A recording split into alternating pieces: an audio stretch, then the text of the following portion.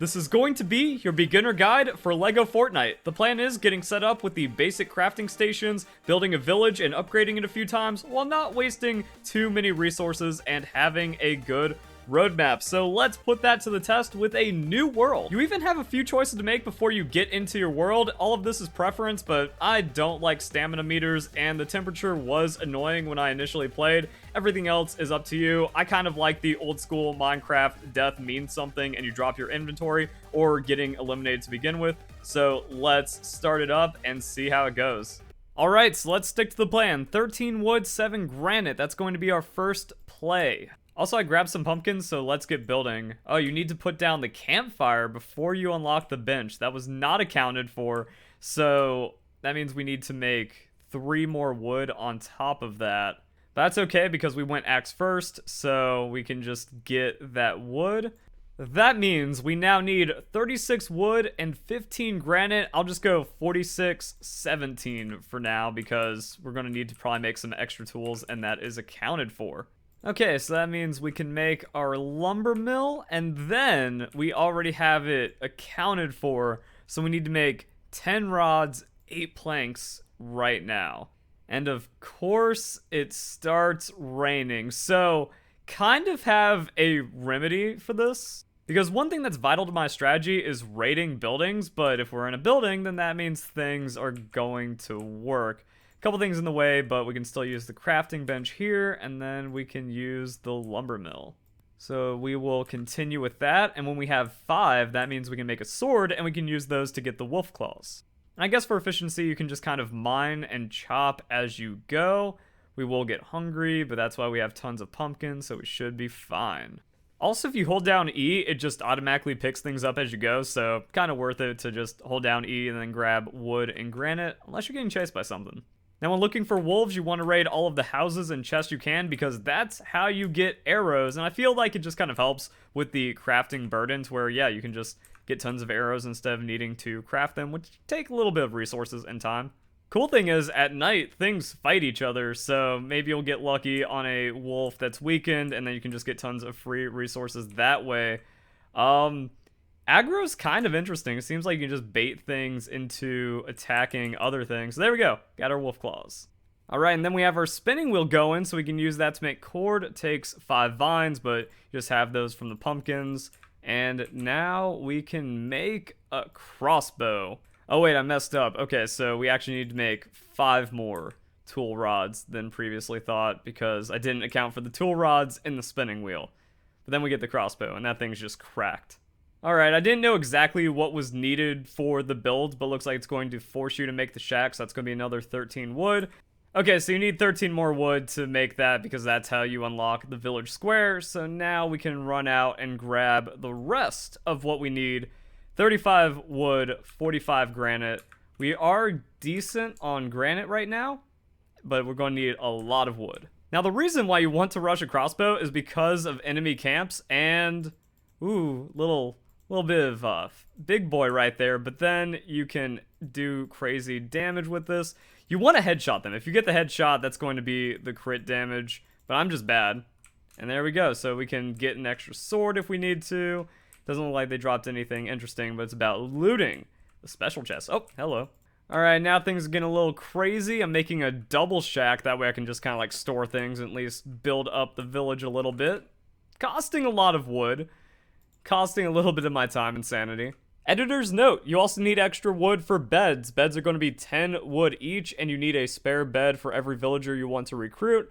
Also, expanding the village is just putting stuff down. Crafting stations contribute a lot, and you can just have the beds out in the open if you're lazy like me.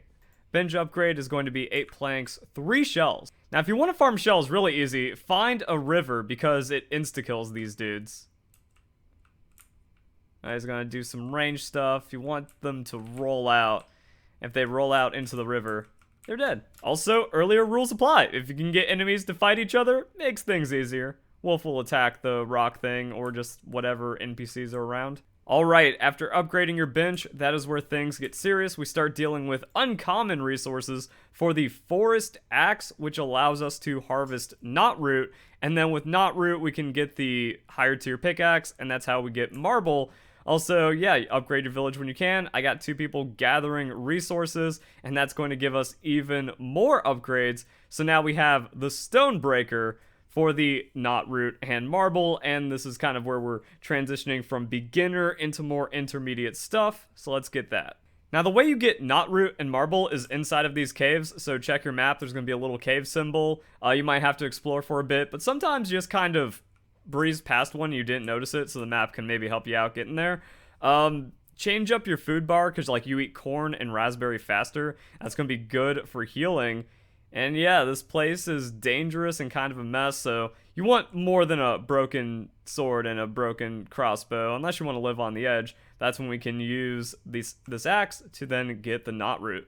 You can also find the resources inside the chest, which means you don't need the uncommon axe and pickaxe. So if you want to be spicy, you can go into one of these early, get the 2 rods, and then make yourself an axe and a pickaxe at the same time. That way you can mine the marble that's here, because at this rate, it's like, oh, it's a little bit back and forth. And now we can get those serious upgrades. So 3 Knotroot is going to be for the pickaxe, and then we can go 5 more for a longsword, and then 8 for the recurve crossbow. Let's make sure we can make a drawstring. That's going to be just a lot of cord. All right, so 25 of the vines going to give us enough for a drawstring, and then we can get everything crafting. So let's go and dump in all of our Knotroot rods here, get fully upgraded.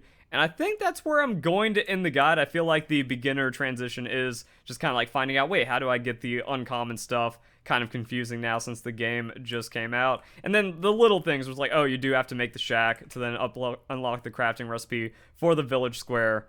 And then as you go, you can keep getting more and more things. And that's where it starts getting advanced, like a juicer. Alright, now I'm feeling strong. I got my gear upgrades, I made a health charm, and there's a cave closer to the village, so that is nice. Alright, let's see how much marble we get from one of those. 5.